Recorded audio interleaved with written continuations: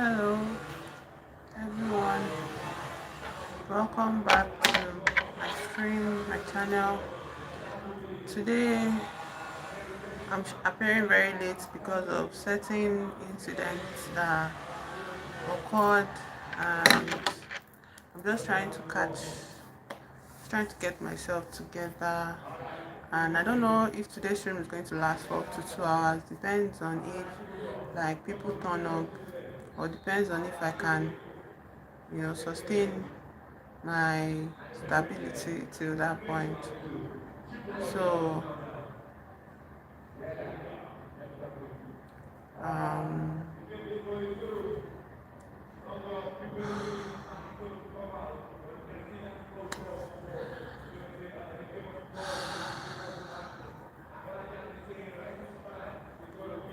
so I'm feeling very cold in my extremities.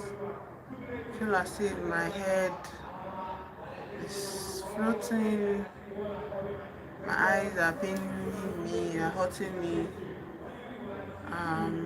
But I don't want to miss today's stream. Yeah, I don't want to miss like the good, what do you call it, the great momentum I've gathered, that I've worked hard to get, you know, all through last week up to this point. I don't want to miss it because of some um, life circumstances. Like, I wanted to make the title of this stream something very explicit, but I've seen so many situations on YouTube and with YouTubers where um, they kind of, because of um, how intertwined YouTube is with their lives, yeah, they end up spilling a lot of their personal issues onto the stream. And then you see people, um later on, when they behave like absolute human beings, and they are not perfect. People start to like write their story for them, because those people fell for put out their private business on YouTube. And I don't want that to be the case here for me. I want my history on streaming or on YouTube to be one of pride, and one of distance, in a sense where I don't want my content or my creations, my videos, to be centered around my personhood. Yes, I feel like that would be so invasive for the people that are joining me, and I don't want people to join to support me, or to watch my streams for, oh, let's pity this person, or let's let's just pity, basically pitying and all of that. I don't want that. But I feel like I'm titling my stream "Let's Breathe Together," just in case we don't have to share our private details of our life with each other, but at least we can support each other as best as possible. Hello, hi Abe, thank you for joining my stream. So I'm going through, like, there's something that just happened, and I wanted to breathe through the whole thing. I didn't want to sit and just like internalize all of the stress from my life situation. Yes, I'm streaming from Nigeria. Where are you from, Abe? So I'm just here trying to, like, let's just take some time out and just relax and just breathe, and just trust that we are not alone, and that let's remember that no matter what you're going through here. Oh, hello from India, Abby. Let's remember that no matter what we are going through, yes, we have the will, the ability to overcome it, even if it doesn't look like so right now. Yes, I want to be your support, and I want your presence to be my support as well. And trust yourselves, you get, no matter what. So yes, I don't know any particular breathing exercise. So something I do to regulate my emotions is that I crochet or I knit, you know. So Whenever I knit, by the time I get so invested in the process of the repetitive nature of my knitting, like it will just kind of wear out the grating pain of whatever it is I'm trying to regulate. Do you understand? For me, like knitting is and doing crochet is like a form of nervous system regulation that just came to me, and I'm happy that I discovered it. So Abe, since you're the one that's chatting, how are you today? Like, are you going through? My hand is shaking. Are you going through anything difficult? Do you want to share with me? Like, if you are going through something difficult and you just want somebody to hear you out, like, I don't mind listening to you and, offering, even if it supports my own wisdom, yes, maybe it would be meaningful to you. Or if you are going through something very joyous and you want to share your joy, you're also very welcome to share it here. I just picked up knitting. Like I started learning how to knit last year, but I wasn't getting it. It was just very odd for me, especially since I was trying to use my crochet brain to do it. Yes, um, but now it's like since I've distanced myself a bit. I didn't distance myself from crochet, but I felt like I can compartmentalize. Yes, so I gave myself space to learn how to do. So you can see that my stitches are imperfect. At some point I made a mistake and I increased the stitches, and I don't even know why or how I did that, which is interesting.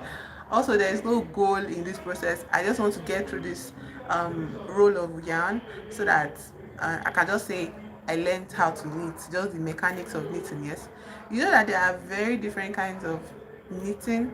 you know there are the techniques I've seen of for knitting is kind of like how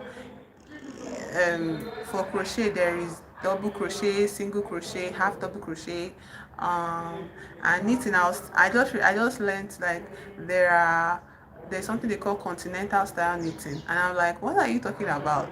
How can you move these plain pieces of needles to move wool without curvature? How are you supposed to do that? Yes. Anyways, it's just interesting, and I look forward to getting it because I trust myself. I know that somehow i'm going to I'm going to get it regardless. So if you were in yesterday's stream, well, on my channel yesterday, I spent a lot of time. Hello, J for sick. What's your name? Hi, my name is King. Thank you for joining the stream. Oh, how will I be able to hug you? I'm sending you virtual hugs, okay? You'll be fine no matter what. Right, you'll be fine. I trust that things will work out for you no matter what, okay? Whatever it is you feel you're going through, you're not alone, If you look around, I'm sure that there is love overflowing and support for you. Understand? But you just have to get out of your own head. Thank you very much. Thank you, thank you. I'm sure you're a beautiful person as well, and I'm sure that like your life is beautiful because you are in it. You know, I think you deserve to be here just for the sake of being here. Like you don't need to be anything more than what you already are. You get so. No, I do not have kids. Do you have kids? What is your name, please, so I can know what to call you? No, I do not have kids. I'm child free, happily. Anyways, so no matter what you're going through, yes, I want you to understand that you are not alone. I want you to understand that things can always get better, okay? You're already feeling very low. How you can't go any lower than that, okay? So, like, be believe in yourself in the sense of not believe in yourself to move mountains, but just believe in yourself that you deserve to be here, okay? That life cannot be without you being in it, okay? And if any of what I'm saying is kind of hard for you to even accept, it's okay. You can just be here. You are 10 and you live alone. How are you now seeing my stream? So what are you doing today? Like, did you go to school today? Are you going to school today, or did you go to school today?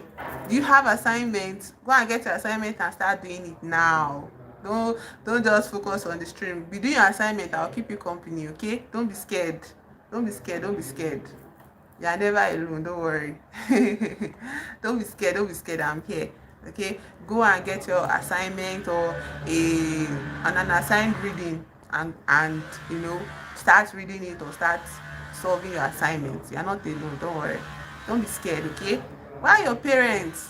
Exactly, I should have asked that first. Why are your parents? Why are you alone? But you know the funny thing, when I was your age, yes, i used to I used to stay alone.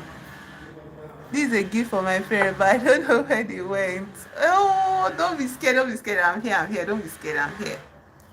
So, yeah, I get you. Don't worry, don't worry, don't worry. Don't be scared. I'm sure they'll come find you, okay? Don't move around with strangers, okay? Don't move around with strangers. Just stay, and I hope you have their numbers. Do you have their numbers so you can call them? Call them, let them know where you are. Okay, don't stay too long in that place. What's the time where you are? I hope you are not outside in the dark. I hope you are not outside in the dark. Don't be scared, don't be scared. Don't worry, when I was your age, yes, I was also left alone by my parents for long periods of time, yeah, and I'm fine, okay? I'm fine, don't worry, you'll be fine. They'll come back, they'll come and find you. Don't be scared, all right? So, um are you at home alone? You said I live alone. Are you at home alone, or are you outside? All you need is, don't worry, I'm sending you virtual hugs, okay? Like, I'm sending you virtual hugs. Don't be scared, don't be scared, don't be scared, don't be scared. Don't worry, I'm sure your parents are going to give you the hug that you need. Oh, thank you, thank you. That is a compliment. And I hope you see that you are also a very lovely person. Okay, don't be scared. Don't be scared. Don't be scared. Don't be scared. Don't be scared. We're here. See what I'm doing. I'm learning how to knit, and I'm doing a really bad job of it. See how bad it is. But I'm still doing it. Do you get, like, I'm still knitting. Okay, so the perfection of my stitches does not matter as much as the process that, oh, I've learned how to knit. Do you get? So don't be scared. I know, I feel like you might be a lovely person. I hope you're a lovely person. I hope you're a kind person, because that's all that matters here. Be the energy you want to see in this world. Oh, don't worry, don't worry. Don't worry. That hug that you want, your parents will give it to you. Okay? I'm sure your parents will give it. And if you don't have parents that like hugs, do you have friends that can give you a hug? Do you have friends? Maybe you should call your friends and talk to them about how you are feeling, yeah? Don't be scared. You're not alone, really. We are not really alone, no matter what. So, anyways, like I was saying, this stream is just for comfort sakes, yeah. So if you are stressed out, just stay with me and watch me knit, and don't be stressed out again, okay? Even if it's for the few minutes that we'll be here together. Although I feel like I might stay up to maybe an hour or two, depends. I feel very exhausted because of, like, the things I'm having, things that are happening in my life, yes. So because of that, I'm very I feel very tired. But I was like, I want to go on stream no matter what, so that I wouldn't feel um I wouldn't be drowned out by the noise of the voices in my head. Yeah, so that's the thing about having a bad moment. I feel like you can just um, no matter what, just find something. Yeah, just find something that takes your mind away from how bad or how scared you are or how worried you are. So for me, that's what I'm doing here. Um, so aside from that, what is up with you today? How is the weather where you are? Is it rainy? Is it sunny? Is it cold? Is it hot? I wonder, what did you have for breakfast? Or are you just waking up today? I wonder what the time zones are in your country. Like, what's the time in your country right now? I'm curious. In my country right now, it's past noon, like more than past noon, it's like after 2, yeah, 2 p.m., past 2 p.m. What I don't know. When I opened my stream, it was 2 o'clock. So I wonder what time it is where you are. And I always wonder about the weather, you understand? Because being on Earth is actually interesting. We're on a globe, yeah, so we can't experience the same weather conditions at the same time. You know, some people are ahead and some people are behind. You understand? Like, there's nothing that is in one place. We're all just like floating, yes, in this giant rock. And we are all, it's as if we're on the same place because of the internet. Yes, we have this illusion that we are in the same place, but we're not really in the same place. So sometimes I feel as if I'm in a different planet from everybody else, you know. And before, I used to beat myself up that, oh, I'm from a different planet, you know, maybe there's something wrong with me. Why can't I just be from this planet? Why must I be an alien? So that's why I named my channel King is an Alien. Because I started like, I could never shake off the feeling of being an alien, no matter how hard I tried. I tried so hard to fit in. I tried so hard to be, you know, like everybody else, but it was not working. You know, the funny thing about trying to be about like everybody else, nobody is like anybody else. Everybody is different in their own way, but somehow, you know, we've created these boxes for all of us to sit inside, so we can deceive ourselves that we are not too different, we're not too different, more like we are so freaking diverse, you understand? So it's like, why should I feel like my difference is a problem, you know, something to hide, something to be scared of, you know, something to be ashamed of? And from India, hello Sandhya, hello, hello, lots of Indians on my stream today. Do you guys know I have Indian friends? I had friends like from India in school. They were so lovely and so funny. One of them was Rashmi, Akansha, so many friends from India. I've made friends from India. They are like lovely people. Thank you for being on my stream. So anyways, I was talking about how like we're all different. Yes, we are very, very different. So why are we like brought into this world and made to feel as if our difference is a problem? You understand? Why must I be the same as even my sibling? Why must I be the same as my sibling? Okay, and because I'm a girl, I have to be like other girls, or because I'm a boy, I have to be like other boys. No, I don't have to be. In fact, we're all supposed to feel like aliens, you know, to an extent. Like, we're supposed to feel like aliens. Yeah, and you know, when this thing starts to weigh on us, our difference and how our differences are wrong, how our differences should be changed, you know, that's when we now get very depressed. That's how people fall into that's how I fell into depression. And I feel like I've been depressed for the longest time, like since I was a child or whatever, but I was not aware of it. Anyways, my point here is that, like I said, I don't want to make this my channel be about like pity content, or oh, pity me because I'm having a hard time, or oh, I don't know, I just don't want it to be on something based on my personal private lives. Yeah, I want it to be like, let us find a way to connect, because at the end of the day, we are too different, but we are also in community with each other. So why not just make the best of the community that we have? Like, we cannot be a mistake to live. It cannot be a mistake that we are in this planet together, despite how different we are. You understand? Like, human beings used to think that, oh, you know, when an alien coming from Mars, yeah, or from another or from another planet, then that means like we've seen something different. You get, but we are living with aliens. Like, your brother could be an alien, your friend could be an alien, anybody could be an alien. And I'm not being a conspiracy theorist right now, relax. I'm just saying that, like, must we make a show out of the differences of other people? when we ourselves we are different. We just know how to hide it. So I came out to myself as an alien. I'm like, okay, I'm an alien.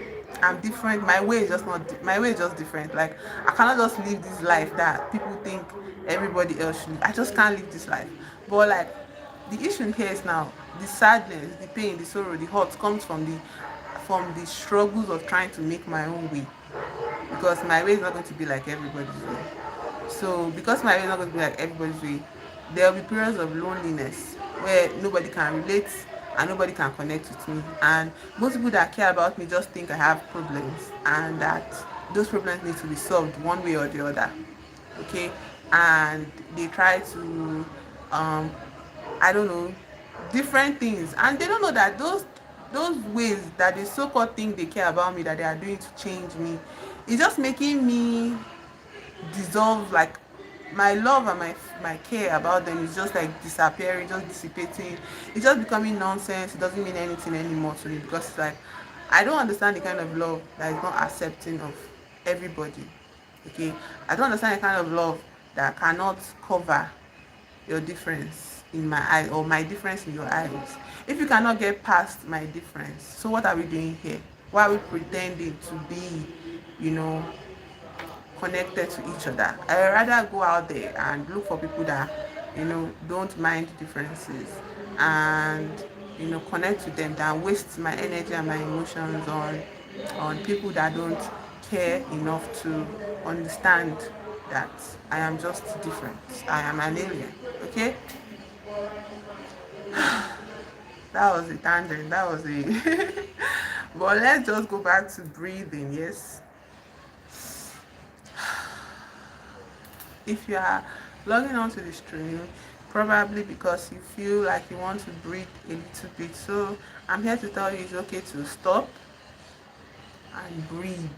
Okay, I'm here to tell you it's okay to drop everything and just breathe, and just let yourself be, and just feel oxygen flowing in and out of your body.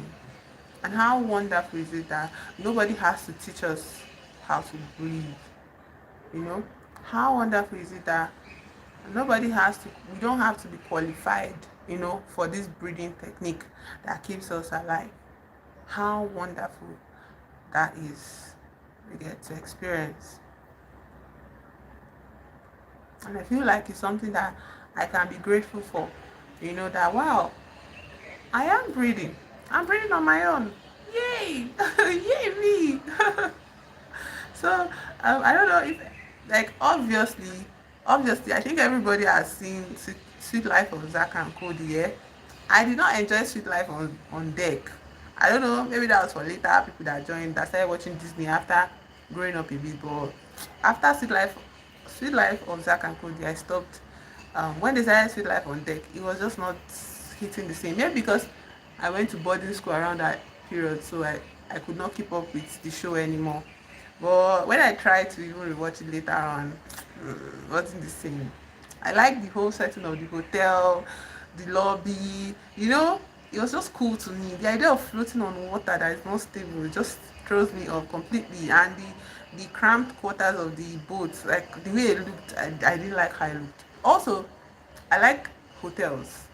I like the idea of like visiting different hotels for how they set up the architecture, how the decor of the places is, and the way the staff run the whole thing. Like I love going to a hotel and seeing the uniforms, how people are like efficient, like everything is just like calculated and organized, to the extent as humanly possible. Yeah, it's just amazing to me actually. Yes, it's just amazing. So I looking at the whole, and in the hotel there's this lighting that is so freaking good. Yes, there's always light, there's no dark corners, and everybody's just in bright yellow light. Something that is very, very important to me when I'm enjoying any piece of media is light and electricity, because this country that I grew up in, we don't have lights all the time. We barely even have light. So whenever I felt like I needed to escape, like as a child, I think it was automatic that anytime I watch movies or shows or series with lots of lighting, something that is so benign and ordinary, it just made me feel like happy. I felt very excited to be alive. I felt like I could escape into this world of you know permanent electric supply, constant electric supply. It was wonderful to me. I really really liked it. I think one of the things I want to even do for myself, maybe if we can like get to some certain milestones, yeah, then um I would buy a ring light. Although one thing about the ring light is that when it's directly in front of my eyes, like, oh, I don't like it. Maybe the ring light can just be like mood lighting, to just light up this our corner, yeah, for our streams. That's something to think about, Sha. Something to think about. Maybe I'll get lights. So if you've not subscribed, or if you are new to the channel, subscribe, like, comment, and keep up with me. Let's make progress together. And anyways, so I was talking about, I'm still on the matter of breathing, yes. And one fun thing about breathing is like for me, once I stabilize, and I'm like doing my meeting, you get, eventually my system kind of finds a foothold. It's not like I'm floating on air anymore. It's not like I'm struggling to breathe. Like I can feel my body now. I can feel my head on my neck. You know, I can feel my back. I can just feel myself in my body. Although my feet is still very, very cold because of the whole experience. But I'm sure it will warm up in time. Like, there's this thing, thermoreceptors in your body that, and I learned that you don't feel cold the same way all through your body. Do you get?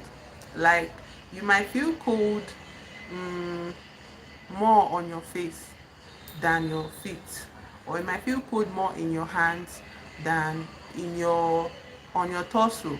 You get? So I learned this thing that I feel cold on my ears easily, and my feet, like my hands can remain in the cold without me feeling stressed. But some people need to wear gloves, yeah, and they wear gloves and they cover up their duvet so tightly so that the cold will not get to spot. But me, if I just cover my feet or I cover my face, oh no, if I just cover my feet, I'm good. Like I won't feel too pressured to like cover my whole body and be feeling hot later in the night. And then for my face is where I feel hot quicker. I think it's because I have an oily face. Like little thing, and no matter what I do to my face, no matter how dry I want my face to be, it oils up itself very quickly. Like see now, see how my skin is kind of dry. I'm so happy the way it looks, but I can feel the oil gathering on my face. And I know some people they are like moisturizing. If I put a moisturizer on my face, after like 3 hours I have to wash it off, or 4 hours I have to wash it off, because the way my face will start to sweat, especially my upper lip here and my nose and my forehead, it's not worth it. It's not worth it when I can oil my face up myself. Yeah, maybe that is controversial. I hope it's not controversial. So what was I talking about? Yes. um if you're just joining the stream, I'm supposed to go, like I'm supposed to go on live like around 11 this morning or 12 at latest, but I'm here now around 2 because of certain circumstances, and the whole trajectory of my stream just got derailed, and I was like, should I just give up on today? And like I don't want to lose the momentum that I have worked hard to gather on my channel because of some external force. I don't want to feel that way. I don't want things outside of me to now call the shots in my life. You understand? So I'm here and I'm like, okay, let's just focus on feeling better. So I'm crocheting, I'm knitting, yeah. I know even me try to have like a certain pet peeve when people be like, oh, teach me how to knit, and I'm literally holding crochet pins So I understand that but it's a mistake. It's a mistake. I know the difference. Crochet works with these two pins. This is how you work on crochet. Sorry, knitting works with two pins, and this is how you work with knitting. Crochet is one pin and a one pin with a curve at the top of it. Yeah, but knitting there's no curve. You literally have to work with these sharp edges.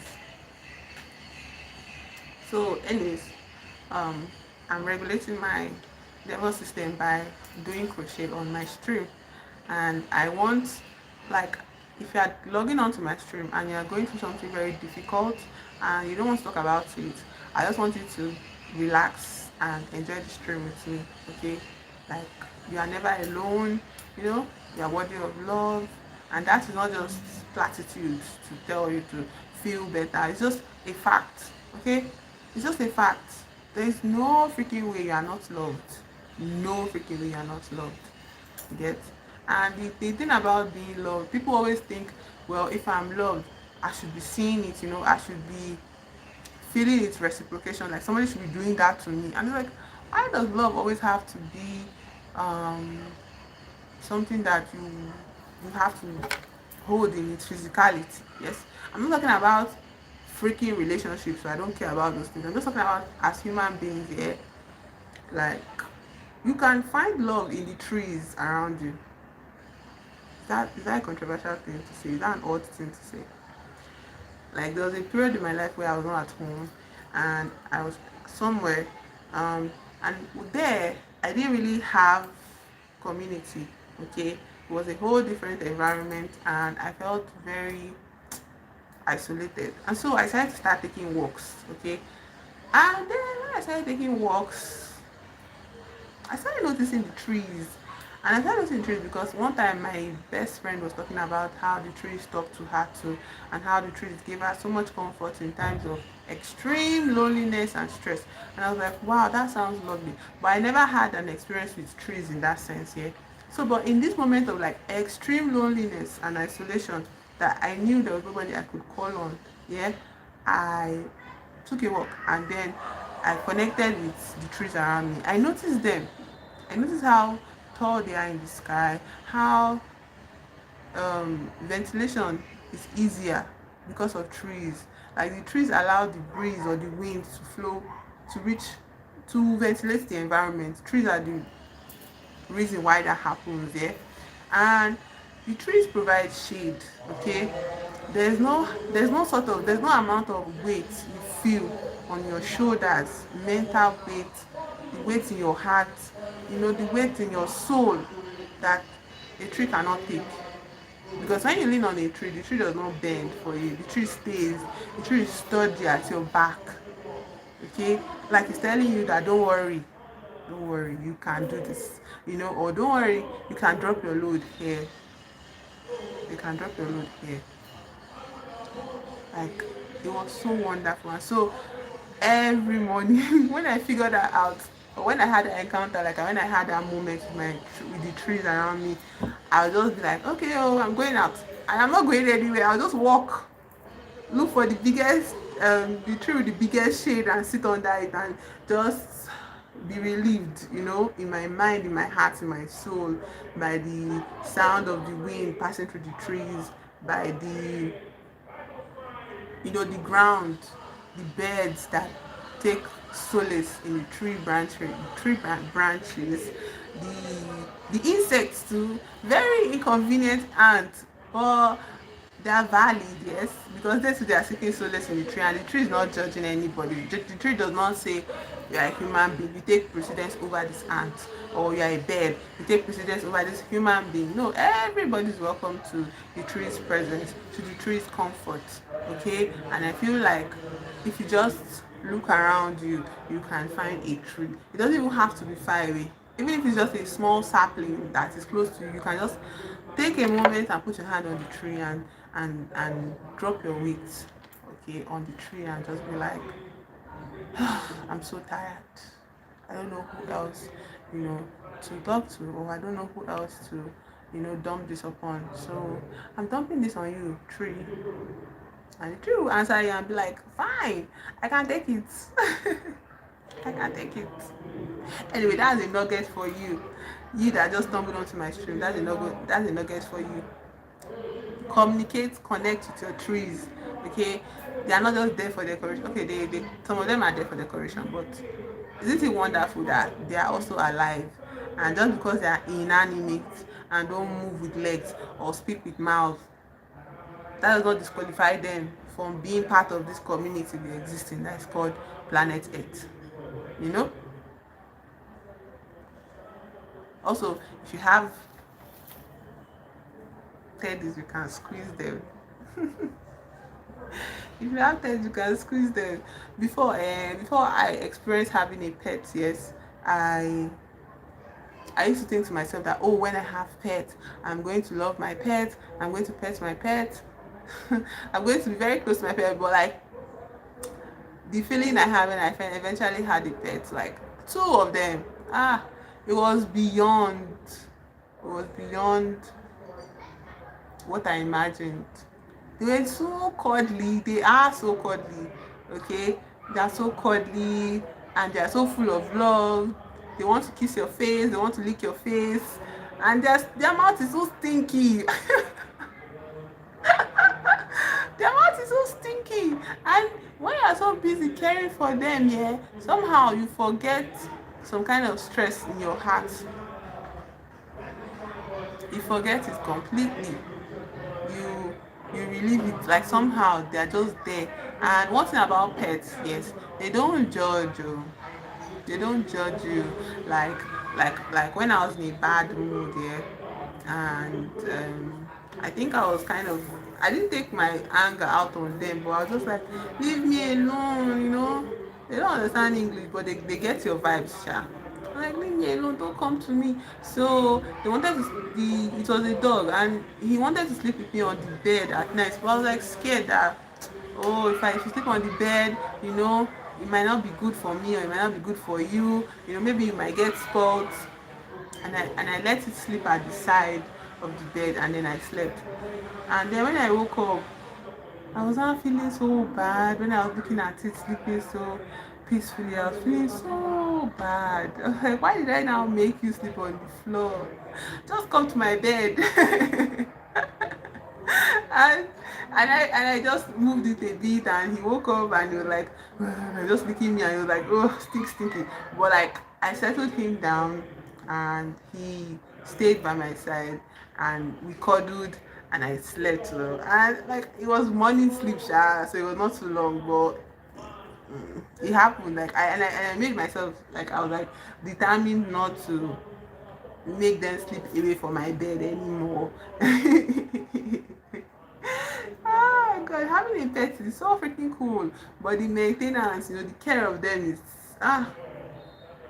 kind of, is a lot, you know, it's a lot. And I don't know. I was thinking I would have pets, but because I experienced caring for those pets, I'm kind of hesitant to have them. I'm hesitant because I'm like, when I now have my own space and I'm living on my own terms and eating my own food, like, would I be able to stomach answering these little things that cannot care for themselves, you know? I would be able to answer them, but I might feel like I'm not paying enough attention to myself, you know? And I feel like for the rest of my life, I want to pay all my attention to myself. I don't pay any attention to anything that is not me, because that's how they get you. That's how, when you pay attention to something, that to anything that is not you, those things you pay attention to begin to eat you up. And it might seem like I'm speaking in extremes, but it's very true. They'll eat you up. And I feel like it's because we're operating on the assumption that, like, we have to be, to an extent, dependent on each other, you know. Like, I'm connecting with you because I don't want that when I need you now, you not connect with me. Like, I don't want that to be why I'm connecting to you. I want it to be that even when I need someone and you are not available, I won't feel like you are doing me wrong. Even if you eventually never show up for me, I don't want to ever feel like I'm owed somebody's emotional investment, because that's how they get you. um is that jaded, is that cynical of me? I feel like instead of looking at it from cynicism, I can look at it as, how about I imagine a world where we are all sovereign, you know? And what does it mean to be sovereign?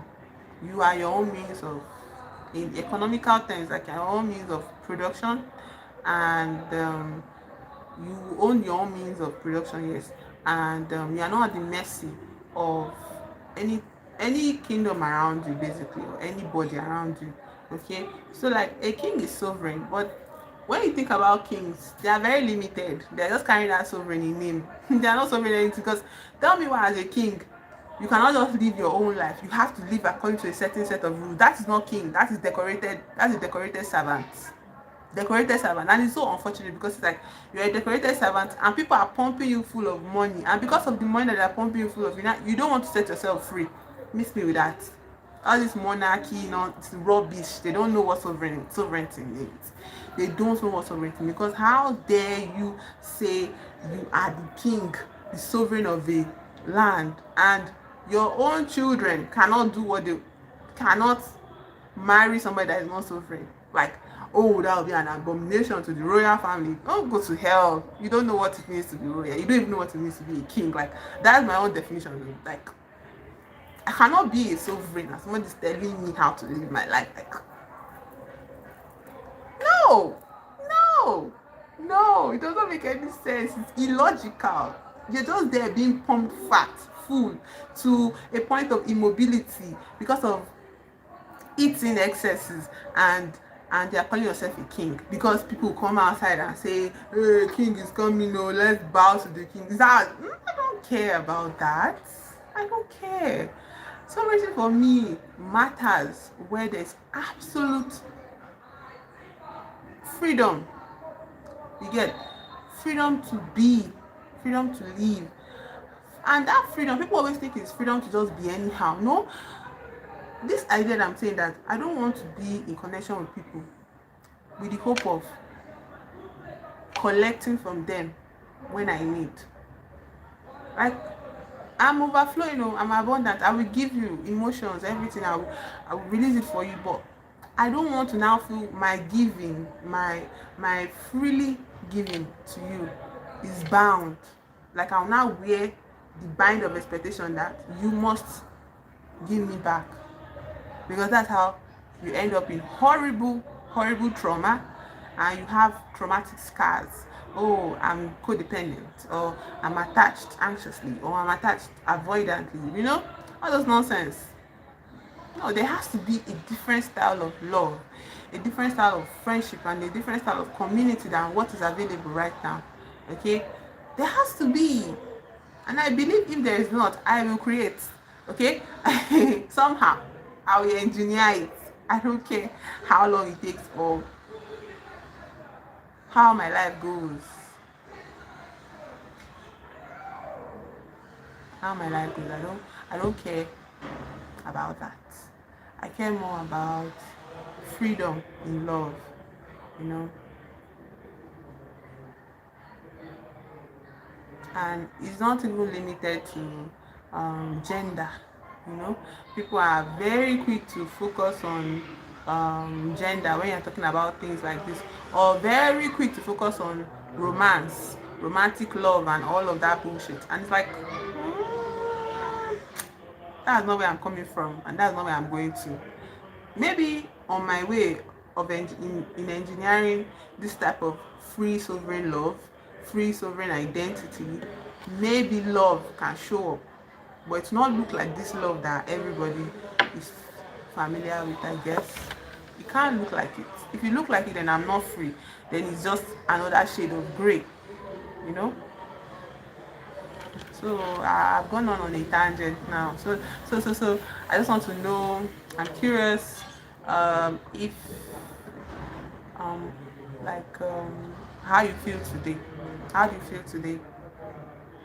Um, Did anything happen that was bothersome to you today? That made you feel like you were losing your mind, or that made you feel so sad, you know, and you want to share them with me. You can type, we can talk about it, and maybe we can comfort each other. You know, maybe we can. You don't even have to give the gory details. Yes, you can just say, "Oh, I feel sad," or "I feel happy," or "I feel satisfied." I feel at peace. I like the way I'm feeling now. That was a song. I didn't mean to go there, but like it just came out of my mouth. Okay, like, oh, I like the way I'm feeling now. Yes, and you can just say it. There's no harm in sharing how you feel. I've stopped knitting. Let me continue knitting while you gather your thoughts. Just breathe in deep and breathe out slow.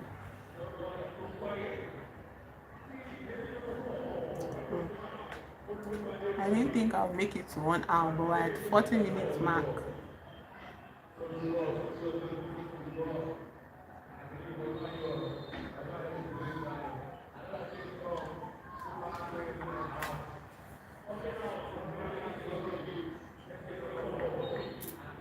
Hello, hello, hello, hello. Hello, hello, hello.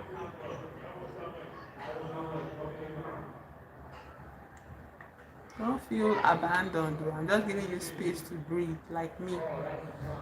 I'm just giving you space to breathe so that, so just be somebody talking at you. Okay? You can join in the conversation. You can share your feelings. You know, I've always like the only reason why I keep persisting in my YouTube journey is community. It's community. I persist here because I believe that there is a community, that is available to me, and YouTube can be a very nice means of reaching my community. You understand? So if you want to be a part of this budding community, like we're not much here, we are just like how many? We're not much, but I feel like numbers is not everything. Even though I get anxious about the numbers, yes, it's normal. The normal feeling when you are doing something, when you are building something, yes. But I don't want you to feel like you can't, connect with people just because the numbers are small. Okay, like community is here for you, no matter what, basically, you know. And I've tried communicating that, in my real life, but I don't think I have the social skills to, you know, build a community like that. So I chose YouTube because I was like, okay, YouTube seems pretty straightforward. It's about showing up, okay. And then I started YouTube and it was like, oh my god, showing up is very hard. Showing up is very, very hard. Whoever said showing up is just it's not just a. Showing up requires presence of mind. Showing up requires um not running from your feelings, you know. Showing up requires presence, and yeah.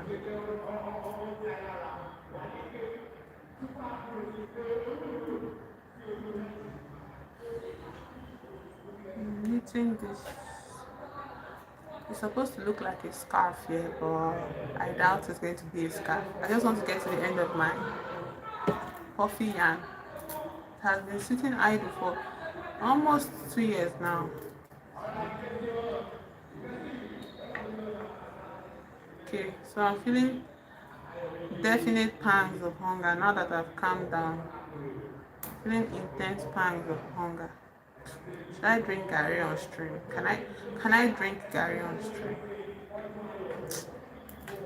I think I need to have a drink. Can you just hold on for me? Let me get a drink. Because if I keep going, I might. not make it to 2 hours, and we're almost at the 1 hour mark. So hold on, okay, let me get myself a cold drink. I'm coming.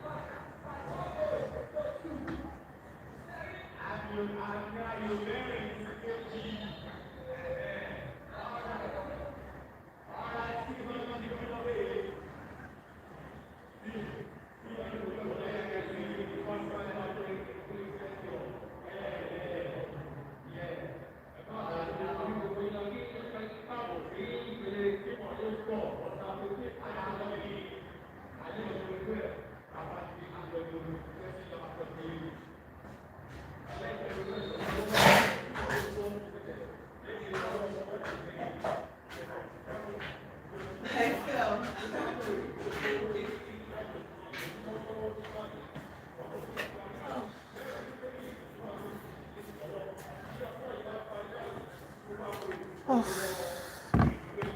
sorry for the delay. I fell climbing the stairs.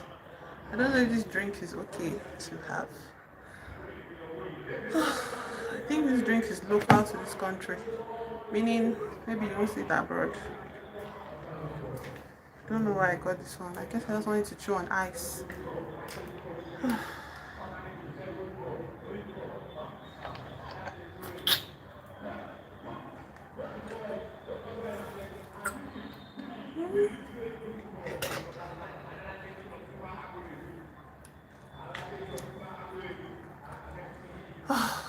Nearly lost my mind there.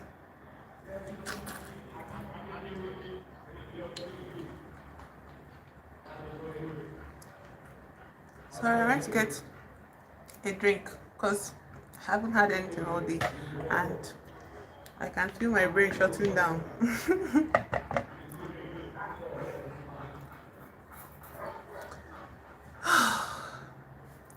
So I think now I can try to get back on track with what I intended to start this stream with today.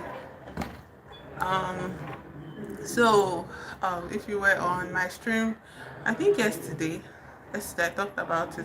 I discussed this whole issue about poverty, wealthy people, and um, the government class, the ruling class, stealing from the country people, and country people being divided by class, to be picking on each other and to be bullying each other because of a higher position in the class, in the hierarchy, class systems or whatever.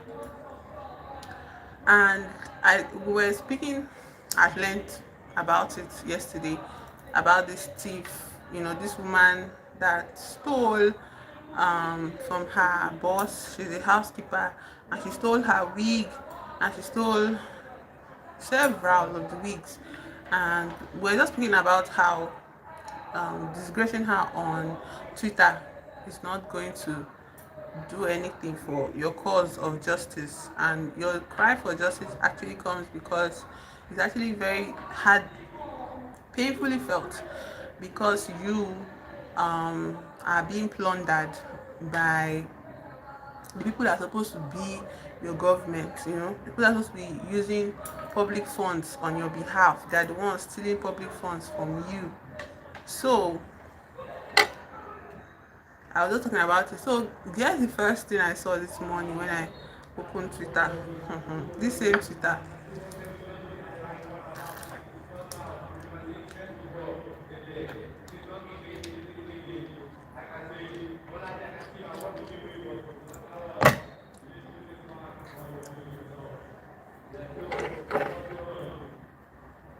Sorry, that will be happening a lot. um, the first thing I saw this morning was a picture of a royal father, that's what they call them here. He has a title, Akwetu of Ipetu Mod, that's in Osun State. He was arrested for fraud, and this type of fraud he did, I think was it cost like over 4.4 million dollars. It was in America, okay, and he was in America, but he also had what, dual citizenship. So he was not like there for tourism. He was a citizen of the country. Dual citizenship means he's a royal in Nigeria, a royal father in Nigeria, and he's a citizen of America. America and Nigerians, ordinary Nigerians are praying, crying in the churches to go, sell all of their properties to go to America. That's the America this one has access to. But like it's not enough for this man, this Baba, to just stay and look for meaning in his life somehow. To just make sense of his life, to just find self-actualization, self-fulfillment somehow. It was not enough. This man was committing fraud. And what kind of fraud was he doing? Ask me the type of fraud he was doing. This man was defrauding poor people with his paper companies of their COVID settlement, okay, from the government. That's how he got his hand on $4.4 million, and they arrested him. That he's going to be, his sentencing was for 4 years, but he has 3 years of supervised release. So I guess maybe his age played a factor that they cannot put him in the prison, because of the age of his health. So maybe he's going to be on um, supervised release in America for 3 years after out of his 4 year sentencing. So he'll spend at least 1 year in jail, you know, for stealing $4.4 million. And this man, he's old. Oh. He's a part of the respectable ruling class of this country. He's not the people that believe that money is what buys access, what buys respect, what buys status. And it's like, okay, like the thing about you have to understand about royal fathers, I don't know much about them in this country, but royal fathers, they receive stipends. It's not even stipend, lots of money. When you say stipend in Nigeria, just know you're just talking about, when you say stipend in this country, allowance, stipend, all these things, just know you're speaking in millions, bags of money, yeah, bags of money that you cannot begin to calculate when an ordinary person will make that type of money.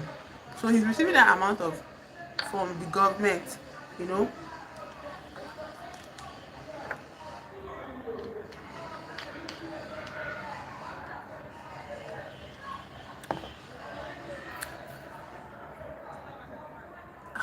Brain freeze. Feels like a slushy. I like it then. Apple flavor. So he's receiving that amount of money from the government. He has children and wives, because they always have more than 5 wives, I think. He has wives. He has a harem, in fact. All of that. He now went to America and he started stealing from poor people there too. Why? Why?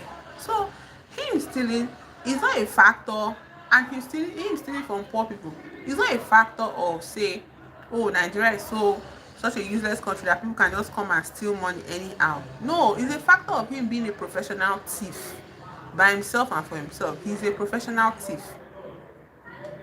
Okay, so my point of view is like his picture is paraded all over, the online space, that, oh, this royal father from so country, stole money and all of that. And before, when I see news like that, I used to feel a sense of shame. I don't know why. I used to feel like, wow, this same country that somebody is living in, somebody was born in, is being represented in this way. But now I don't feel shame. Oh. I feel it's very much deserved, and I feel um at least somehow a bit vindicated that no matter what, even if they are doing their best to get away with it in this country, they can't get away with it in other countries. It's not like America is a paragon of justice and fairness. No, they have their own nonsense going on too. But, and I'm not saying to praise America, that, oh, America is a working system. No, they have failures. But the fact that he can be caught out like an ordinary thief in that country, that's on him. does not represent he does not represent me. He does not represent people that look like him. He's just a he's representative of his class in this country. The class of people that believe that people are poor because they don't pray hard, that they are poor because they not do better, they cannot try harder, they cannot work harder, that perpetuates that lie to the masses. Those people, those people are um, those people. That's who is representing. What happened to him is a complete um complete shattering, what did you call it, a complete unraveling of the lies that they keep on telling, young people in this country, that yeah, just because you're not good enough, that's why you did not make it. Meanwhile, you are just a thief. You're just a thief, stealing everything that comes your way. And I hope I hope bad things happen to him. is that is that mean? Let's take it back. Whatever, let's take it back. I don't hope bad things happen to him, but I hope he gets the full extent of the punishment he deserves for stealing.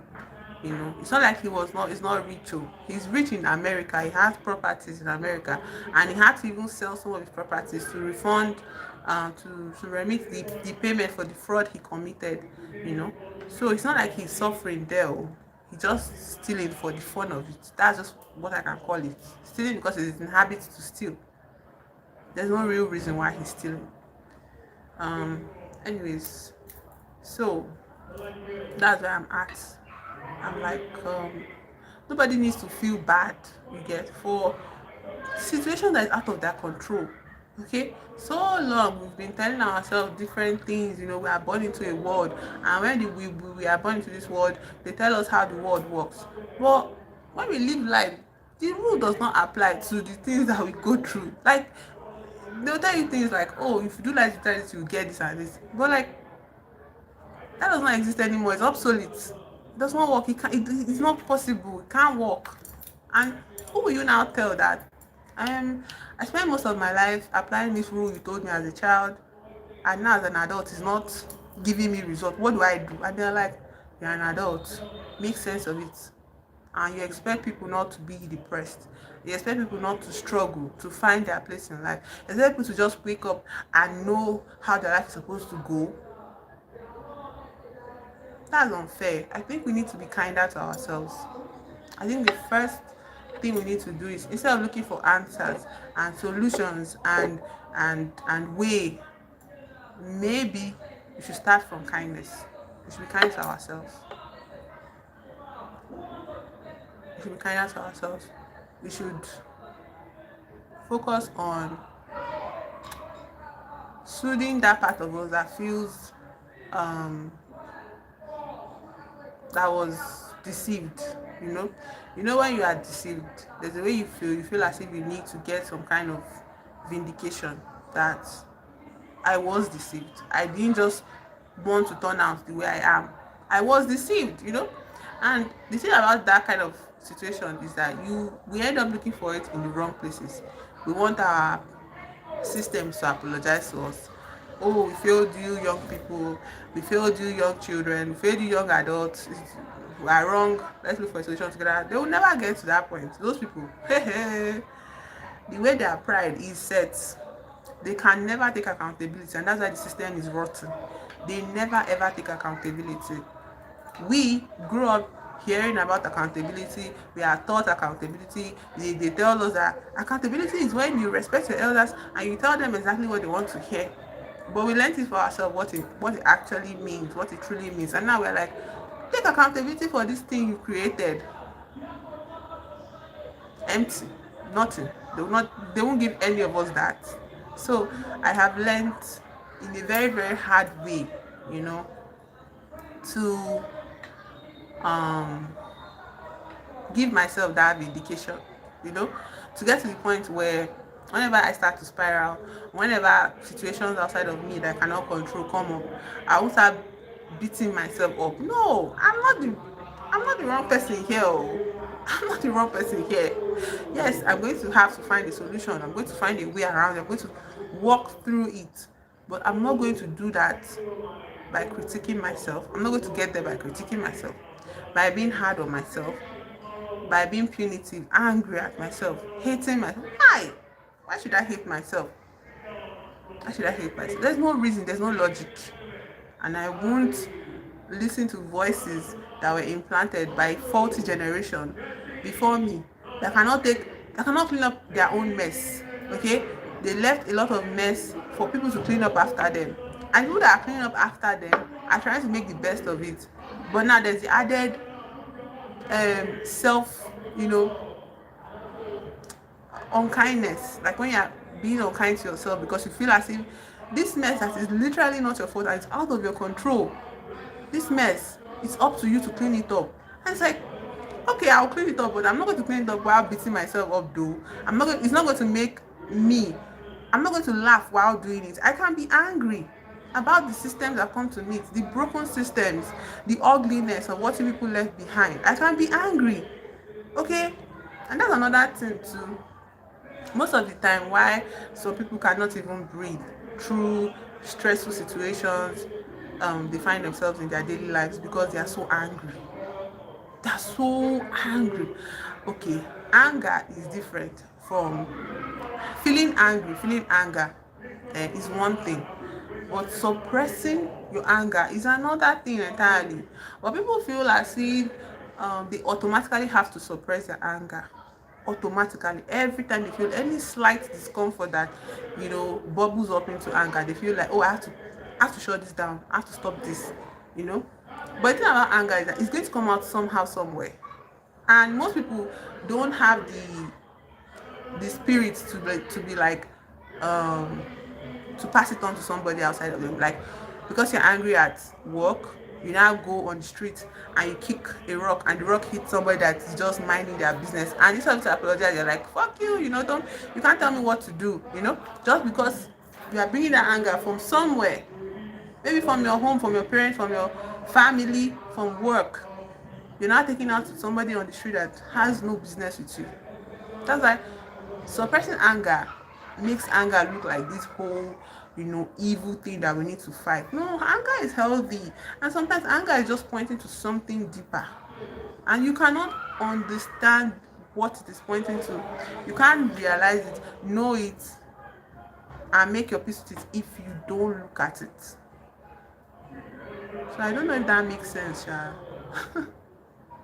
I was coming from the aspect of older generations, rigging the systems for themselves, not thinking about the children that they were busy. Sorry, they're not thinking about the children that were busy splashing around all over the place. Yes, the baby boomers are their generation. They were not thinking about how the children that they were busy repopulating the earth with, would come to deal with the nonsense that they are left behind. So my own talk here is not about saying, oh, and then a lot of discourse we have these days is all about how Gen Z is so unique, Gen Z is this, Gen Z is that, and it's like, at the end of the day, before you start to repeat the patterns that you came to meet, that you thought you would not ever be, a harbinger of, like, you will not be the one. No, I won't do what my parents did, I won't do what this older generation did, I'll be different. And then when people that are way younger than you, of a different generation, are behaving and reacting to the horrible thing that they also come to see, okay, you now start saying, no, it's a function of your generation, that is why you are like this, because you were born in this generation, that's why you are weird. Like, your own weirdness is different from our weirdness. Okay, Gen Z are just saying, no, that's not how it works. Because I feel like the confusion comes when that kind of thing, when people say that, no, when I have children I'll be different, what my parents did to me, I won't do it to them. And I just want to hold their hands and say, the world your parents gave birth to you in, by the time you are bringing your own children into the world, that world is dead. That world does not exist anymore. Because tell me why I was born in a generation where, like, when we started using our Nokia 3310, I didn't even use 3310 because that was too expensive. That was big man phone. Like all those what do you call those palasa, all those phones that I've forgotten the name. I had them. All those tiny tiny phones that I cannot do one. It's only calls you can do with it and send messages. Yeah, all those phones. Like, tell me why when a generation where like I have a phone like this and I'm on a platform like this. Like, even if you had told me something like this that time, that oh, there'll be a platform like YouTube that you can express yourself, I'll be like, are you, maybe you drank something heavy last night or something. Like, that's how I would feel. But like, look at the world we live in now. It's very different. And then boom, this generation of children are born post COVID era. How are they going to make sense of the world that they are seeing? What did you learn that you said, oh, your parents did to you, not do again? There's no way you can not do it in this post-COVID generation. Okay, because there's nothing similar from your time with their time. There's no angle, there's no facet that you can connect to with them if you are basing it off of your own experiences now. Basically, when you have children in this generation, you just have to accept that you know nothing. You don't know squat. Like, you don't know your A from your B. Like, you don't know your left from your right with them. So you have to start learning. As your children are learning, you're also learning to keep up, to not be just a different shade of gray of what your parents were. So I feel like that's kind of thing that we are doing to Gen Z. I'm not saying we, because I'm not doing that though. I'm not busy going around blaming Gen Z for their angry faces, for their rude expectations of adults. No, I'm not doing that to them. So I can't say we. I'm not part of that. I'm not in that group chat too. I'm not in the group chat that bullies Gen Z. I'm very delighted to see them behave very strange from how at their age I would never have thought of behaving like that. I don't see it as these children are spoiled. All these children need care. These children are not trained. These children are not respected. I see it as wow. What a concept. Oh, I can just say no. I can just walk away.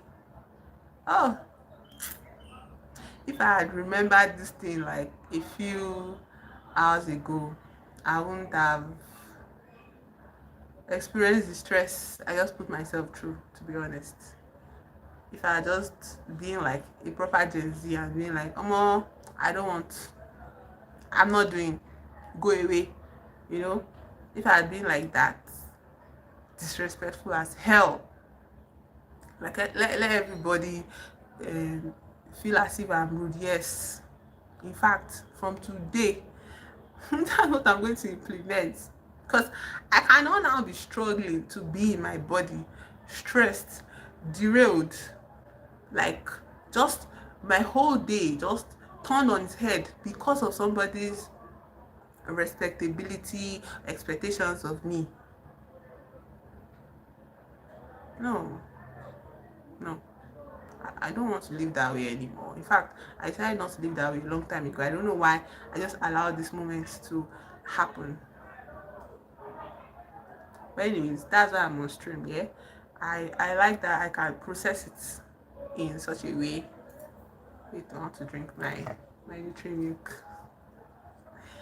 My blood sugar, yeah, guy. My blood sugar is low.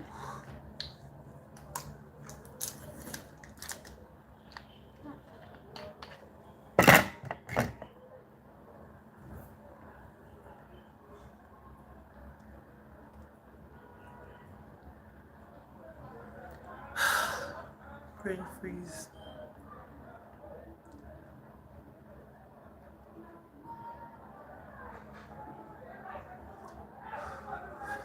I feel like after this, when I'm done here, I'll just go and lie down and cover my face. Because funny thing is, when I woke up this morning, I had a horrible nightmare. I had a really bad nightmare.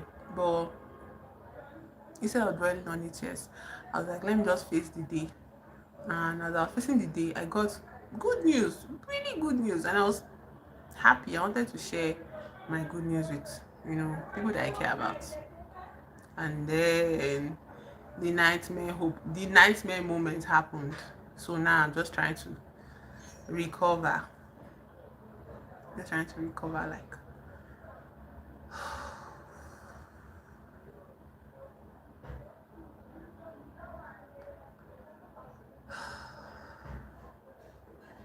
but I'm not just going to be bullied into silence, okay? I'm actually going to speak my thoughts plainly and clearly. I don't think if I let it slide, I can, look at myself in the mirror with confidence, you know, because one thing about living a life that is present, like you are present in your own life, you have to be accountable to yourself now.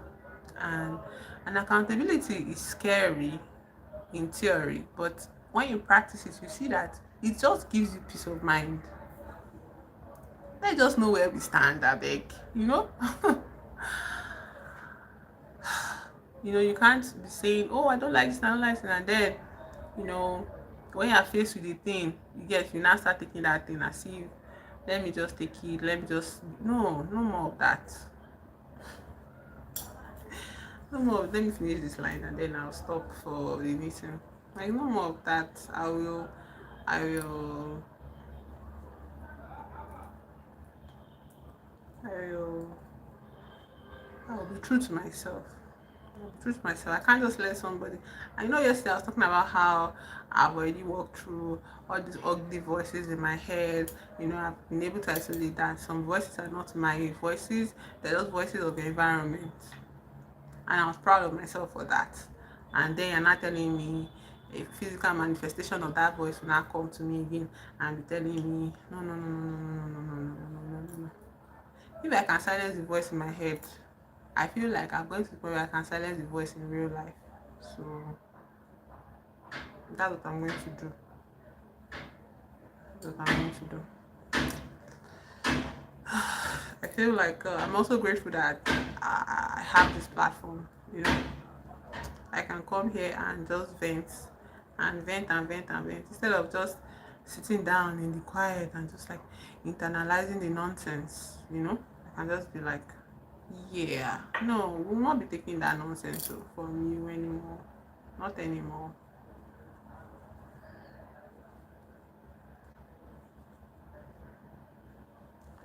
Ooh. So, for the most part, I think I can say that I'm a bit stable, but I kind of feel like I still feel like throwing up. Is that disgusting to say? Sorry. I feel nauseated. I feel nauseated. The idea of eating anything now makes me want to throw up, but I can have a cold, delicious drink. That does not bother me at all.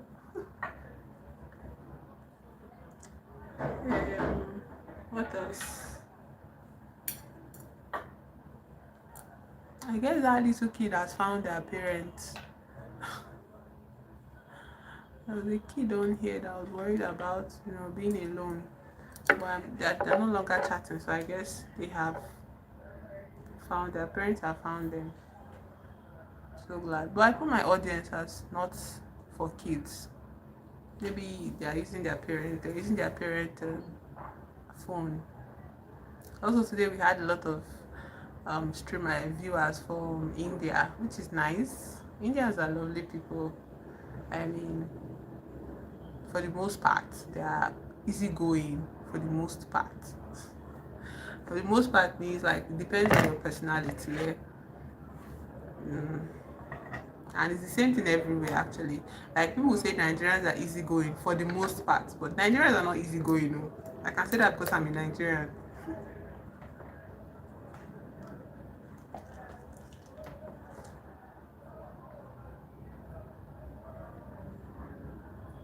Nigerians are not easygoing at all. I can say that because I'm a Nigerian. Just I think it's not about. I think I'm just happy about the reach you get from different people. You know, across the world. It's interesting to see them on my phone. Real people on my phone. Thank you for being with me on my live today. I still have some minutes to go, so I wonder what I'm going to do to pass the time. I feel like I've said all I wanted to say concerning what was bothering me, mm, without giving too much details. Like, I don't even want to give details at all. One thing about me, the thing I like watching on YouTube is all this like YouTube storytelling of other people's dysfunctional lives, and I got so used to listening to it, maybe because my whole life was being very dysfunctional as well. So whenever I listen to people that, how they went off the track, how they went off real, I always felt like, oh, maybe I won't get to this point in my life. Maybe I will never, you know, be this weird. And then I started thinking about it, and it's like, in that way, do we have to kind of, I don't know, profit over people's struggles, you know? Yes, most of them that they talk about have done hurtful things and deserve to be removed from community. But it gets to a point, like, it gets to a point. How many people can talk about this one person and it's be enough? Also, there's a level of satisfaction you get when you see all the people that you like, the channels that you like, bashing this particular person that actually is very hurtful, to people in real life and all of that. The level of satisfaction you get, but it's kind of limits your creativity. In my own, to me, it limits one's creativity. And me, I'm not that person that knows how to look at something from the eyes of with the eyes of I don't know, especially when the person is a stranger. I don't know how to go in on somebody, because I always, my brain, like, automatically, I'll start thinking, oh, what if this person had a situation, what if it was like this, what if something happened like this and like this. Like, I just come up with imaginary scenarios where the person could have chosen better, or the person could not help but choose worse. And it's like, to be too much. I won't be able to do that. The energy I used to start to justify why I'm even talking about the person, it's not worth it at all. And most times, sometimes when people do this type of conversations about people, I always feel like there has to be an end point where you're going. What's the moral of this bashing? What is the satisfaction of this social outcasting? And some of them used to have satisfaction, like some of them used to give me a level of satisfaction, but most of them used to be like just regurgitating what everybody already knows, and it's like they don't really care. They just want to make a video, they just want to make a video. And I'm like, no, I'm not inclined that way. I can enjoy your videos like that, but I'm not inclined that way. And I'm not saying all of this to say I'm better. No, that's not the point here. The point is just to say, when people talk about like finding the thing you like to do on YouTube so that you can grow a community, I've considered that. But like, for example, on this channel years and years ago, I think like 2016 self, I made this video like bashing Naira Marley. I hated him so much. Oh God, I hated him. I hated what he represented. And that was that period he came out with that stupid song. I don't even want to say it. That stupid brainless song. If you're not from Nigeria, don't worry. Don't look up Naira Marley. It's not somebody to be looked up. Just stay in blissful ignorance about him. So I just hated him so much. And this type of thing, when you want to talk about people like this, you can't just come online and just be emotionally venting about them, because at the end of the day, it just seem as if it's just your one world view. You have to come with receipts. You have to come with on like properly researched train of thought. I did not want to invest my energy. It felt so tiring to do that. Don't we all know that? I just felt like, can't everybody see how much of a bad influence he is? How much of a bad influence he was, at the time, and whatever he represented. And then he was also fake. I thought, okay, later on I started like reducing my stance on Naira Marley, because I was like, okay, in this country we have all this classism thing of, oh, Ajebota and Ajepako, people from the streets, people from good homes, oh. And I was like, if he's from the street and he's speaking for the street, because I remember that green, yeah, and that green was taken away from us after a very very short time, you know. I think it's it street violence too that killed him or something. So like I was just like, you know, let me not just bash somebody, because I felt like maybe I was bashing him from a place of classism, you know. Maybe I was feeling like he's just trash, because I know like what if that's the only inspiration for music he has, and music is giving him a way of life, you know, a source of live, a source of livelihood. So who am I to bash somebody that is just doing their best, you know, doing art the way they know how, you understand? Only for us to now be in this situation now with Araman. And I don't know, no, I know clearly that I would never, eh, never not blame him, you know, for all that happened. I will never not see him as the aggressor, and I will never um I'll never not see him for the violence that he perpetrated. Also, he's fake. He's not from any street. His parents sent him abroad to study in UK, in Peckham. Okay? And people say Peckham is one kind of at least it is abroad. It was abroad, it was in the UK.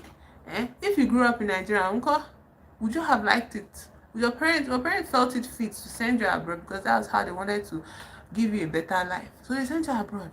And then you're now saying they not send you to the good side of abroad. So that's why you turned out the way you are.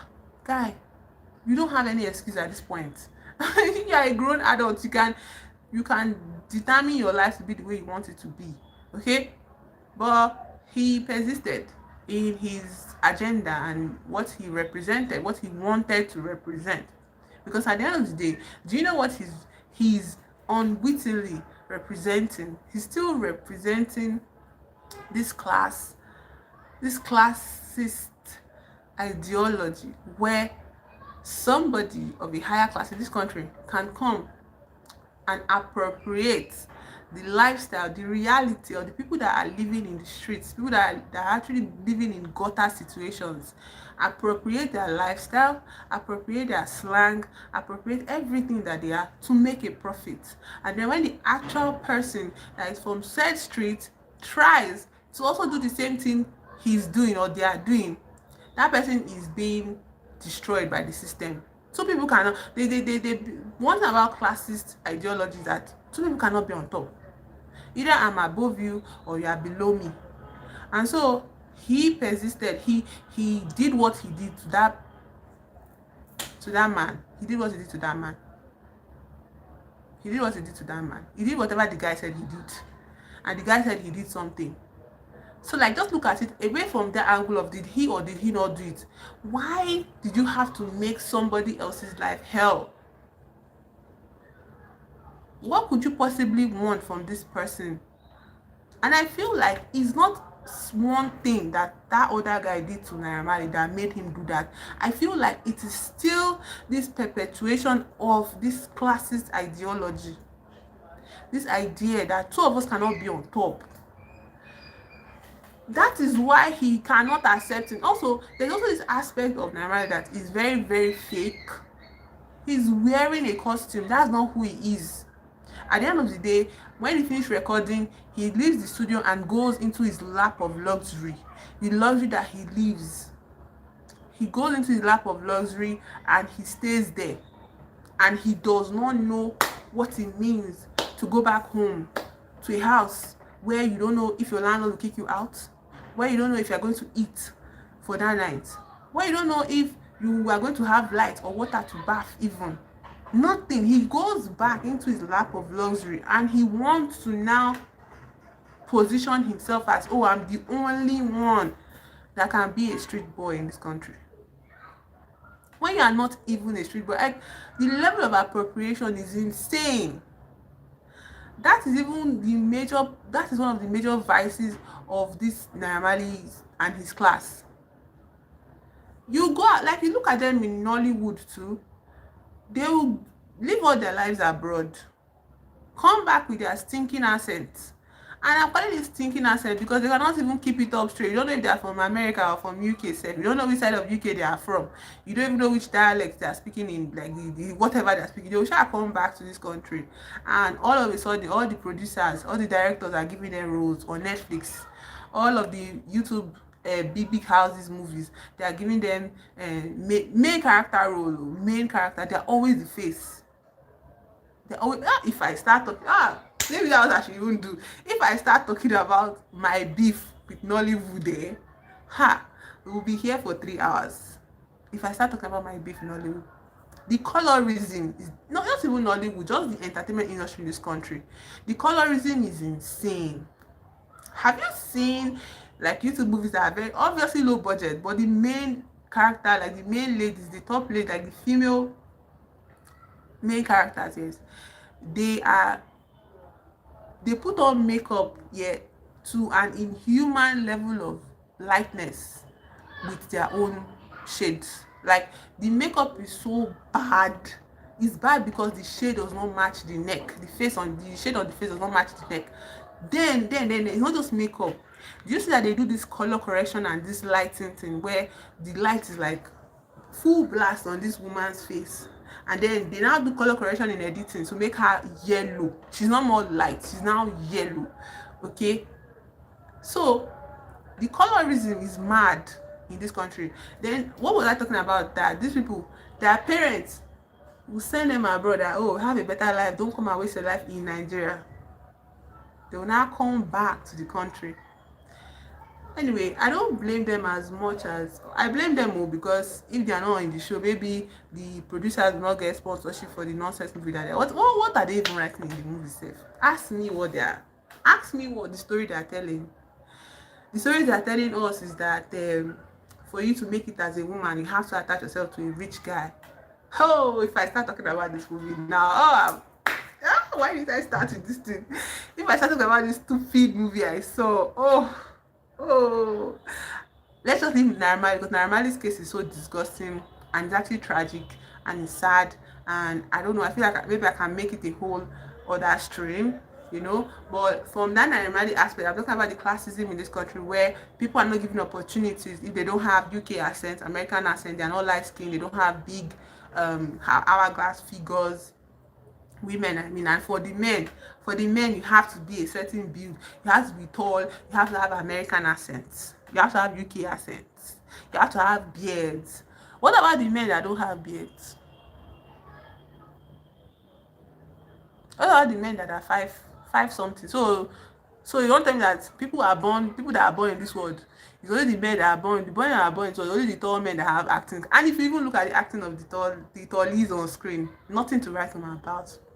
Nothing to write, but absolutely empty performances. It's not coming from their soul. It's as if they're reading a script. All they have to do is do this nonsense rubbish, and it's as if, oh, we should fall.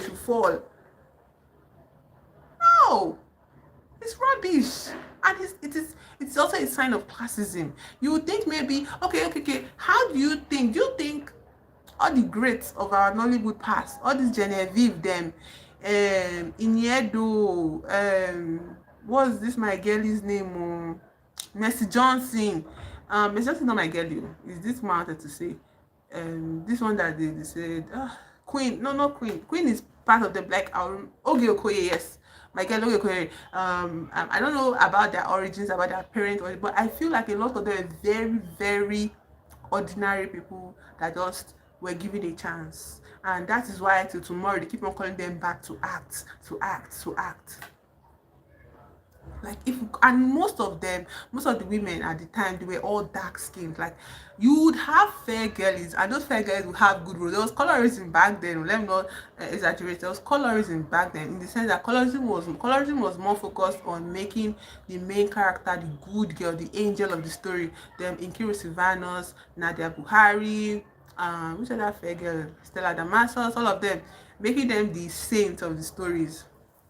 That's the aspect of colorism.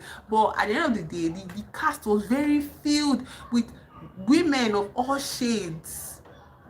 Women of all shades were there. Like, that fair person is just one, and they can barely act. One, Richard Dominic can act. Let's not go there. All those fair women of back then too, they had to act.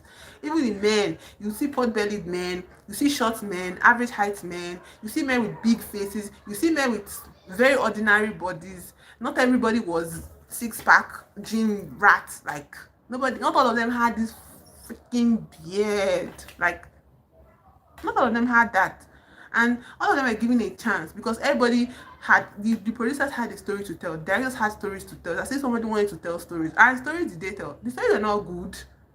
I'm not going to ever give Nollywood its prop. The stories were not good. The stories were bad. The stories ruined an entire generation, okay? And that's another conversation, but they had stories to tell. They had a beginning, they had an end. They had where they were going. They went on tangent, part 1, part 2, part 3, part 4, part 5, but they were going somewhere. They ended somewhere. Now, Now, tell me what an average Nigerian YouTube movie is telling you with their story. That girls cannot make it without selling their bodies. Oh, um, girl bosses that sell their bodies eventually end up in ritualist pot of soup. Or men cannot make it without Yahoo. or a woman that is struggling in life, she just has to attach herself to a rich boy. It can't be an allergy, because in the past when you want to sell stories like that, they always attach those women to allergies. Yes, now it's like you have to be a Yahoo boy meeting a very pretty disadvantaged girl, and then some will not fall in love, and somehow your love will not cancel out the ugly aspect of your living experiences. That's illogical. That does not make any sense. Or they focus their whole storyline around a woman's desire to get married, or a man's desire to find the love of his life. Oh, I'm no longer a player. I don't want to be a player no more. All those nonsense. Like, what are we doing here? So most of the time when I watch those, I don't watch them. Please don't even, if I say most, I mean once in a blue moon. Or somebody my sibling forces me to watch one of them with them. So, but like when you encounter those movies in the wild, they're like, let me just give you a chance. Let's see what you want to say. Let's see. I don't know if people know this guy. I don't want to bash one person there, but this guy is getting on my last name. I know he's just trying to build his career as an artist, so I won't bash him for that. I'm not bashing him for that. I'm bashing the situation that he's being used to perpetuate the idea that you don't have to work at your craft as an actor. You just have to be light skinned and fine. Now. Nigerians have a definition of fine boys. Yes, there are handsome boys, there are handsome men, but there are some boys there are some, let's just say males, there are some men that are fine, that when women want to talk about them, they will talk about them like, ah, that's a very fine boy because he's fine, he's youthful, they never look their age. You get, they always look so young and pink, and they don't really have defined, abs, but they do have a level of definition. They're just fine, Sha. Let's just give them that. They're just fine, yes. Guy, this particular boy, I saw his name before I came on this stream. I was like, let me know, I don't want to call his name. Maybe if you know him, you know him. He has been the main character in lots of movies recently, and I'm like, where did this guy crawl out? Where did he crawl out from? Like, who is buying? And one time about Nigeria is that once you start to see somebody get a lot of opportunities like that, just know that person paid to an extent for those opportunities, or that person has a level of connection, in the production team. Like, it's just not possible just randomly just enter studio or in a Nollywood office or in a Nollywood production and just become main character out of the blue as in the main lead. No. They want to sell their stuff now, so it has to be somebody that has built up, credibility among, ordinary Nigerians, everyday Nigerians. But this boy, the thing that is pissing me off about him is like, he's only there because he's a fine light skinned boy. He cannot act. Jeez. Oh my God. He can't. Oh, he cannot. Like, I'm not sorry. He needs to do better. He needs to work harder. He does need to work hard, and I feel like the more roles he gets, the more it's emphasized, like the more it confirms to him that, oh, I'm a hot shot act. No, you are not. No, you're not. No, you're not. Like, no, you're not. Like, the more roles, like those type of people, the more roles they get, they don't feel the need to improve on their crafts. They just exist. They begin to delude themselves, and of course they gain massive followings and fans. And should I drink my juice now? I'm in the midst of something important. Like, he he sucks. He sucks. He has only one expression, and that one expression there is like half of an expression. It's not even a real expression. Like, even to get angry is hard for him. He just like, he will not open his eyes. Not like, what are you talking about? Like, performing anger, not feeling the anger of this character. The thing about him too is that he always gets, because the major role that makes it very, very popular is because, like, in any media system there, the people you want to capture their attention is the women. Because once you have a female fan base, it's over for you. Like, you are literally going to skyrocket. Forget men don't support something for too long. Their attention span is too short. But women are dedicated. They will see you grow, they watch you grow, they'll support you. So you see that men that play a lot of lover boy, they are more popular in general conversations among Nigerians. When you're talking about actors, than those ones that play hard guy, you know, like not hard guy, but menacing characters and all of that. Yes. So this guy, I'm calling him a boy because I know I'm older than him by far. I don't know, maybe that's ageist of me. I'm sorry, but just so annoying. Like, why are you here? It feels like it's something his mommy and his daddy gave him. It just feels so icky. And I think he was acting with an older lady in one particular movie. That was the first movie I was introduced to him. My sibling was like, you have to watch this movie. It's so cringe. And that's what they do with watching Nigerian movies, just to make, like, but they enjoy it too. Don't mind that one enjoys it. He just pretending for, because he knows I'll insult it. So it's like, this is cringe. You enjoy it. I was like, Thor, let's watch it. If I say the first maybe you know the movie. The movie is like, the girl, she when she was from a child age, she was caught up in a prostitution ring. She was trafficked because her father was, and I'm saying it, a ton of Nigerian movies are like that.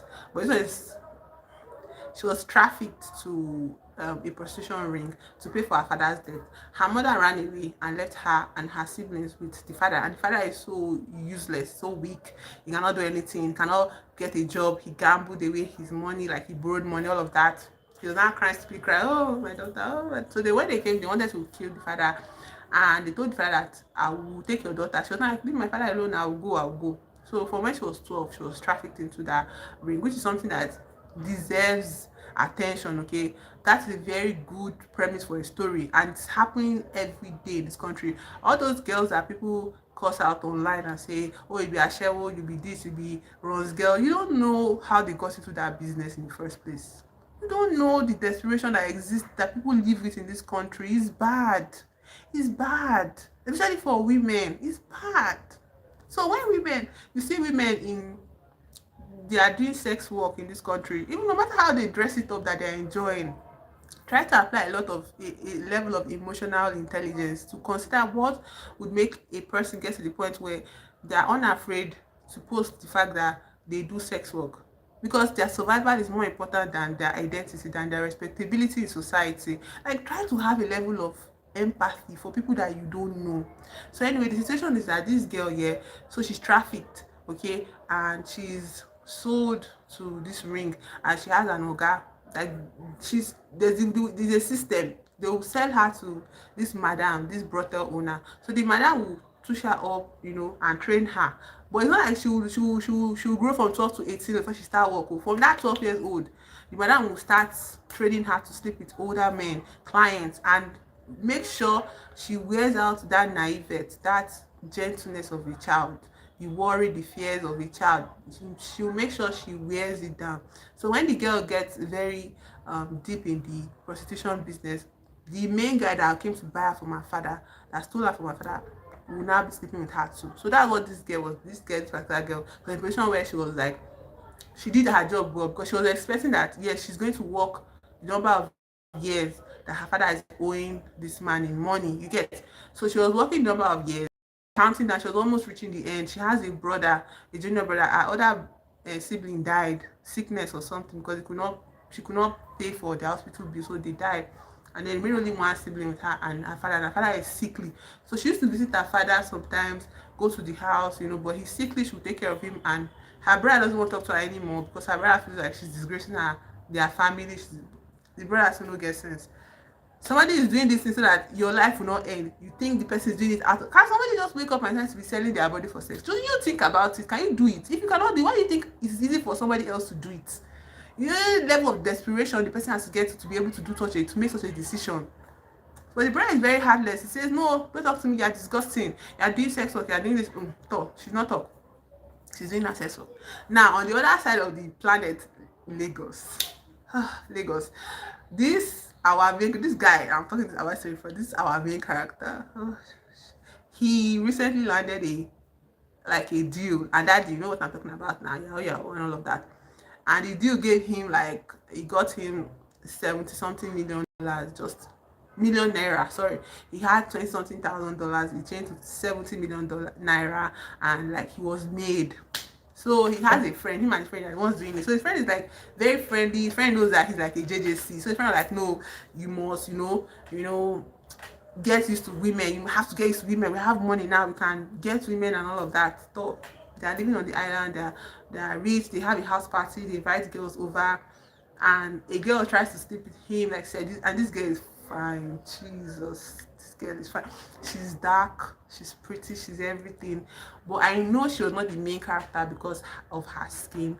Also, the main character, the female, this girl being trafficked for sex. She's the main character. Yeah, she's also the one that produced the movie. So there's no fucking way somebody else would be the star of our own show. Yeah, so obvious. But even if it was another production, they won't pick that girl as main character.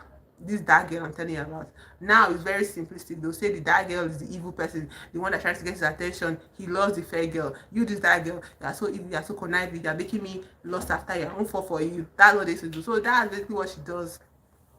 And the girl fails at seducing him, and his friend is like, oh, I see worry you, blah blah blah, those posturing, like, don't worry, I will take you go better club, blah blah blah. All right. So the day they go to the club, yes, this our main character girl, she's, let me drink my drink first.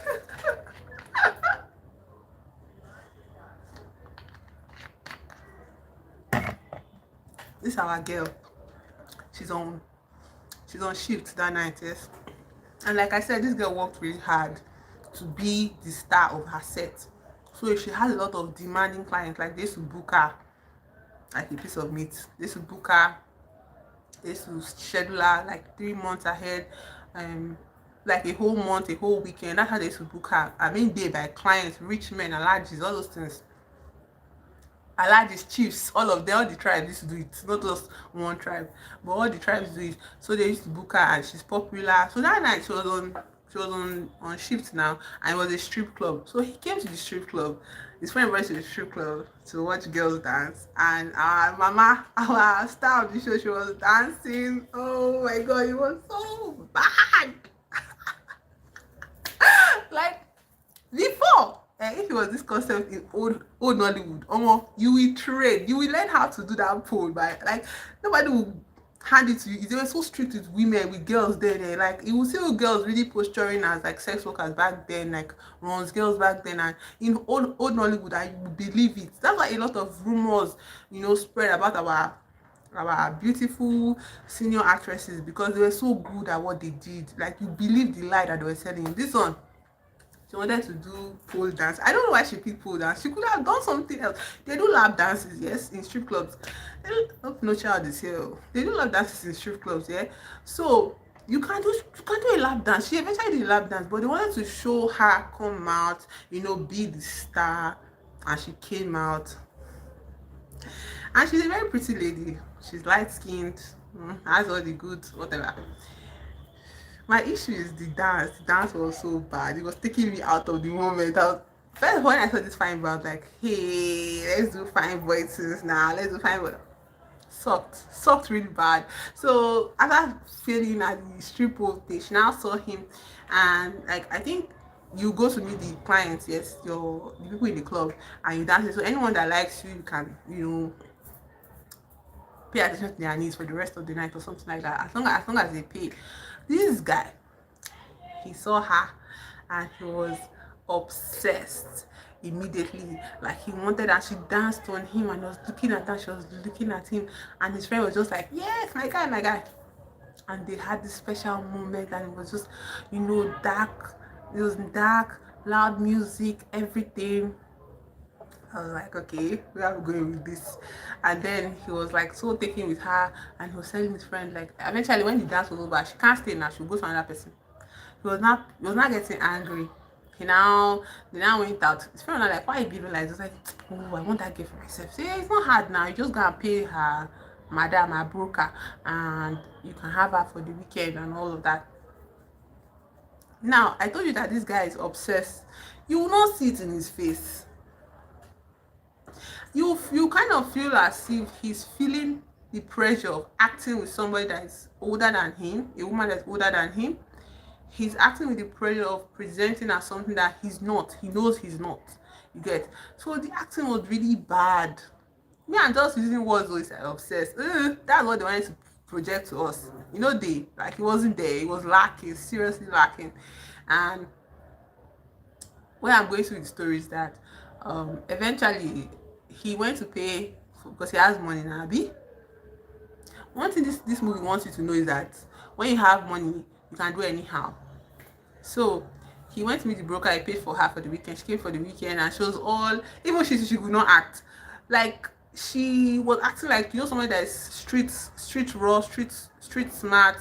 Like the way Oge Okoye, then Mercy Johnson used to act that year, when they would be like, they'll talk, they'll speak pidgin for you, you think maybe this girl is out, like, they're familiar with this life or something, because they were so freaking good at it. They had to learn, they had to practice.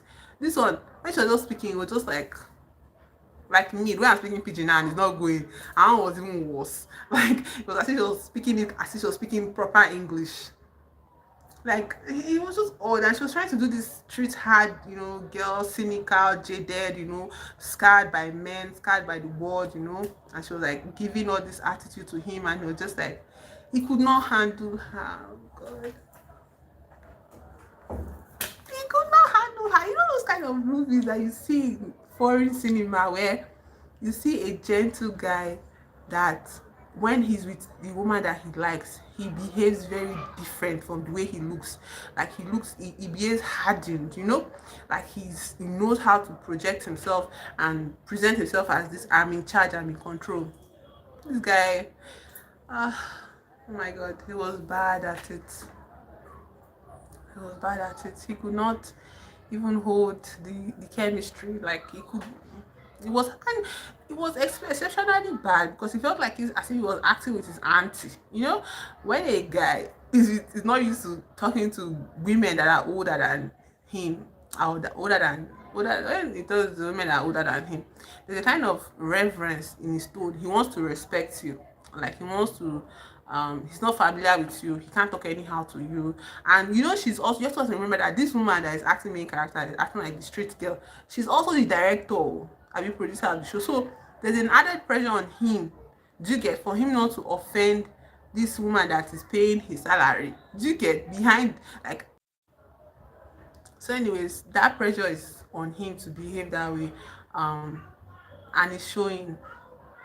Because if he was a veteran actor, it would be a bit present, but it might not. Like, no, that's what you learn how to act for, to get rid of the fact that you're in, like, to remind yourself, to make yourself be in this world of the story.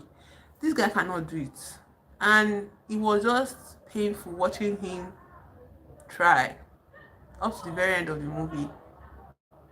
The way the movie ended was that, like I was saying, that there's no story, there's no point in Hollywood movies anymore, where the the how it happened was like the the main guy that trafficked her, the oga, I've forgotten his name, something P, maybe Piro or something. So that oga Judas, I suppose that his name, the oga whatever, he was not noticing that this boy was always, I'll say boy, but that's how he presented among those men.